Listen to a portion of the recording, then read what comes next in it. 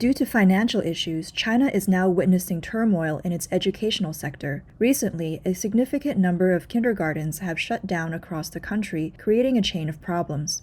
On September 10th, parents from a kindergarten in Nanchang, Jiangxi Province, shared online that the school where their children were enrolled folded merely 5 days after the commencement of the academic year, and dozens of parents faced difficulty reclaiming the recently paid school fees. 情况就是应该是招生招的不多，只招了30个学生。他们做出的解释是先给我们退35%，1年之内，然后还清楚其他的钱。但是我们家长是担心找不到人，最后退到我们20几个家长手上是770块钱，另外几百块钱说是今天来退，从早上到现在还没有看到人，家长就不相信他。目前打算联名起诉。 The kindergarten in question, located in the newly established district of Nanchang City, was registered on January 20th, 2022, offering preschool education to children aged 3 to 6 years. A teacher from the school informed China National Radio that the kindergarten had enrolled a total of 34 students this year, divided into 3 classes based on their age groups, and the tuition fee per student was around 3,980 yuan per term. However, due to insufficient enrollments, the school, running at a loss, decided to close its doors. The school notified parents, promising to facilitate the children's transfer to nearby kindergartens or to refund the tuition fees gradually. As of now, only 30% of the fees have been refunded, raising concerns among parents who fear potential misappropriation of the funds, prompting them to contemplate a joint lawsuit demanding full refunds.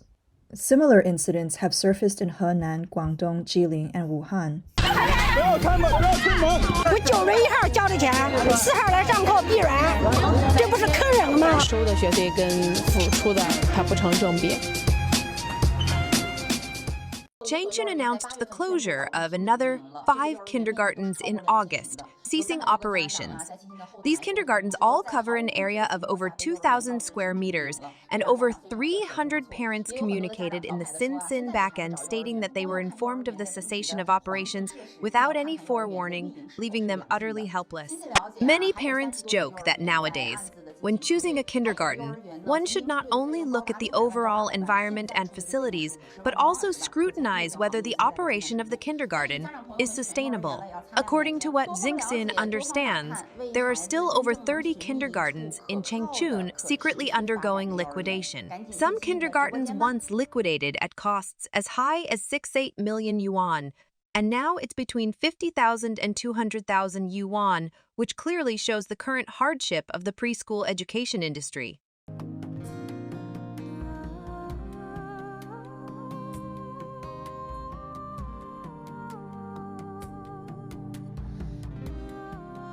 Some kindergartens have reportedly solicited prepayment of tuition fees from parents through promotional activities, promising that the interest generated could be used to offset the tuition fees. However, these establishments announced their closure before even opening their doors, scamming parents. The aggrieved parents have resorted to protests, media exposés, and reporting to the police, albeit with limited success in seeking redress. 11万，我缴了12万，我缴了一个7万，一个2万5，我缴了7万。你们这么多钱都交过去干啥了呀？给孩子上学。这啥学校这么贵？就是这个后边这个爱乐堡是有早教有幼儿园。这个幼儿园原先里边装修的是非常的高大上，里边的环境也很好，卫生也很到位，然后看他们的那个老师的素质也很到位，所以我们才在这里决定在这里给孩子上那个课。这些家长口中说的这个爱乐堡早教是长垣市当地比较有名的一个早教中心。爱乐堡这家早教的话，学费是2万6，可以说是挺贵的，但是呢，他会经常搞一些活动，出一些优惠政策来吸引很多家长来预存学费，或者教早教课、存课或者是报课的。家长们口中说的这个优惠预存活动啊，就是我手中拿的这份协议书。这个协议书上面写到了是这个合同是预存合同，预存多少钱可以换够多少个月的学费。According to a commentary by the official media of Yicai, such kindergarten closures are not isolated.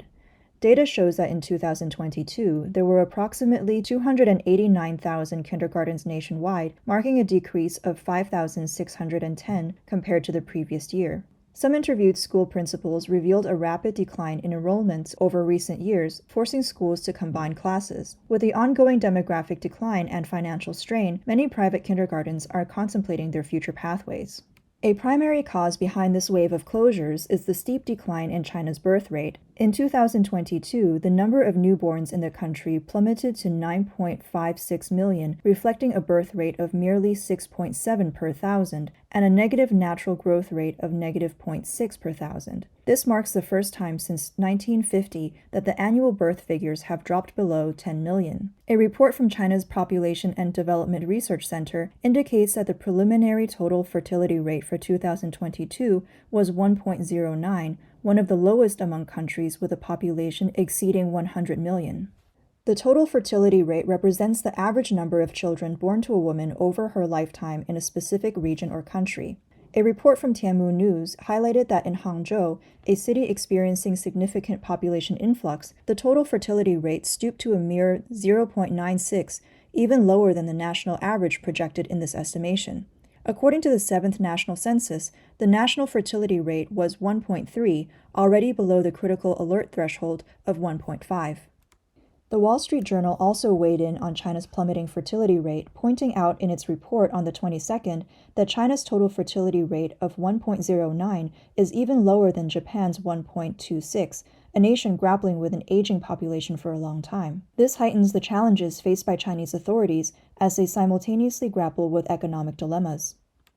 It raises the pressing question, what is deterring young Chinese from having children? For the younger generation in China, the paramount challenge to consider when having a child is the economic pressure. According to the latest data released in the China Child Rearing Cost Report, the average cost of raising a child to age 17 stands at almost 500,000 yuan. If calculated from birth to college graduation, the average cost escalates to 627,000 yuan. However, people are skeptical about this figure. Netizens residing in first-tier cities argue that this amount only suffices for parents living in second- or third-tier cities, noting that in top-tier cities, the cost for raising a child is at least double the cited amount. Yet, for Chinese parents, the responsibilities do not cease when their child graduates from university. Adhering to Chinese customs, parents often bear the financial burden of their children's marriage and childbirth. For sons, this includes covering the cost of betrothal gifts, down payments on houses, renovations, and wedding ceremonies, estimated to be at least 650,000 yuan. Similarly, when it comes to daughters, parents might have to finance the down payment on houses, vehicles, and dowries, with a rough estimate being no less than 600,000 yuan. As such, bringing up a child can cost parents a minimum of about 1.3 million yuan, with the figure soaring to nearly 3 million yuan if they have both a son and a daughter. This astronomical figure is undoubtedly a substantial burden for young individuals belonging to the average working class, with housing, education, and healthcare constituting significant hurdles in the decision to have a child. If cost were the only concern, perhaps young Chinese would find it manageable. However, China's social context poses more challenges. The initial hurdle emerges as soon as they graduate and look for work. In 2023, the surge in youth unemployment rates was so bad it prompted the authorities to temporarily halt the publication of unemployment statistics. In addition, they face home loans with interest rates almost as high as the principal amount, coupled with exhausting so-called 996 work schedules, where employees work from 9 a.m. to 9 p.m. 6 days a week. Moreover, economic downturns have led to stagnation or even reductions in salaries, and in some cases, wages remain unpaid. Lastly, young adults face the pressure of taking care of aging parents. In China, a married couple, who are both only children, are expected to care for 1 to 2 children and 4 to 8 elders. This apparent endless cycle of pressures, alongside unstable job prospects and salary packages, has deterred many young individuals from considering marriage and childbirth. The pandemic and the introduction of inclusive policies by the government have played a significant role in the large-scale closure of kindergartens in China. The inclusive policy mandates that 20% of private kindergartens can set their pricing, while the remaining 80% must adhere to state-regulated tuition fees, inevitably lowering the cost to benefit the public. However, this places privately operated inclusive kindergartens in a tight spot, as reduced state subsidies and lower tuition fees could lead to a financial deficit. The kindergarten closed for a month and lost 1 million. How did they calculate this? I own 8 kindergartens and 2 childcare centers, employing over 300 people in total. Due to the pandemic, if we close for a month, each teacher's basic social security is over 1,000, plus a basic salary of over 1,000, costing about 3,000 per person. Just the salary part alone will cause us a loss of 1 million if we close for a month. Then in August, we didn't start school during the holidays. We only opened for 1 day in September and closed the next day, planning to reopen on October 17th. Can the fans help me calculate how much I lost during this pandemic? For private kindergarten principals, running a kindergarten is truly difficult. Once masks are required, we must close. This year, we have closed for 2.5 months. Where do we find such a huge amount of funds to ensure normal operations and cover previous losses? During the pandemic, continual city lockdowns meant children could not attend kindergartens, thereby eliminating the necessity for tuition fees. Nevertheless, kindergartens were required to maintain operations, and teachers needed wages to support themselves and their families. While public kindergartens could rely on state funds, private and inclusive kindergartens did not have significant income to cover daily operational costs and salaries. Initially, they could dip into their reserves, but as time went on, closure became inevitable. The plummeting birth rate and declining population in China have repercussions that extend beyond the realm of early childhood education, impacting the infant product sector and obstetrics departments in hospitals as well. As reported by Jiemian News, compared to the enthusiastic reports of surging numbers during the June 18th and November 11 shopping festivals in previous years, the industry maintains a relatively cautious outlook for this year's June 18th performance. Analysis of the gross merchandise volume data from the first day of Tmall's pre-sale on May 26 by third-party platform Sunglasses Market Intelligence revealed a year-on-year decline in several categories, including children's clothing. According to Reuters, Akash Bedi, the interim CEO of Hong Kong-listed Biostime International Holdings, noted a 12% decline in revenues in mainland China last year for the Dodi brand of diapers. This downturn, fueled by the historic low in birth rates, exacerbated oversupply issues and resulted in price drops. Other maternal and child brands like Being Made and Kidsland also released financial statements indicating a similar trend from the previous year. 从今天开始，我戒酒了。如果你不信，今晚你叫我出来，但凡我再喝一口，不用你罚，我自罚3杯。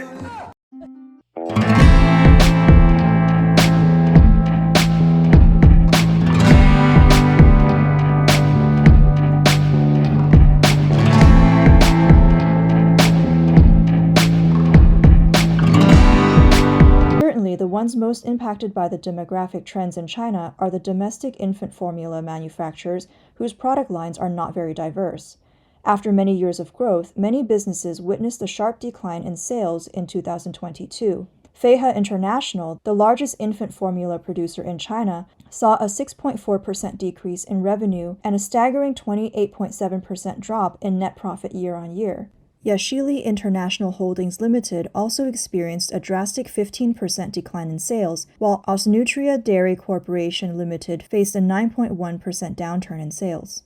The obstetrics and gynecology sectors in hospitals haven't been spared either. Internally, many hospitals have initiated numerous innovative gynecological services to generate revenue. However, the feasibility of these ventures is now under threat due to falling birth rates. In early February of this year, the industry media Jiangxi mentioned in an article that in Shandong, which had the highest birth rates in 2016, reducing the number of obstetrics wards since 2019. Some have cut down their facilities by a third, others by half. One notable hospital cut their obstetrics operations in half, resulting in the incomes of obstetric medical staff plummeting to the level seen a decade ago.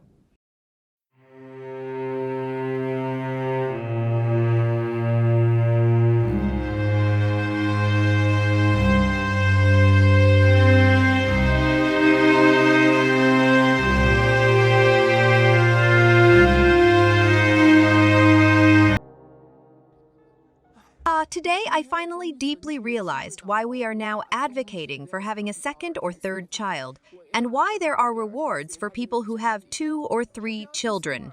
When my cousin had her first child, the hospital's maternity beds were almost lined up to the corridor.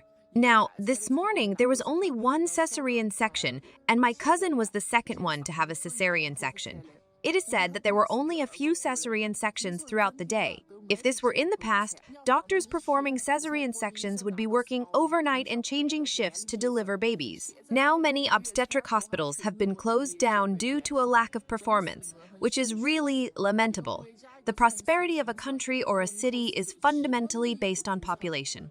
Only with a population can we talk about the future. The direct impact on us is that if we do not have a continuous influx of population, our generation and the ones to come will face a significant issue with elderly care. Nowadays, the high housing prices and the difficulties in finding jobs, as well as problems in education, healthcare, and resources, are all issues. The cost of raising children is also getting higher and higher. Many young people choose to lie flat Tangping, which seems to be quite understandable.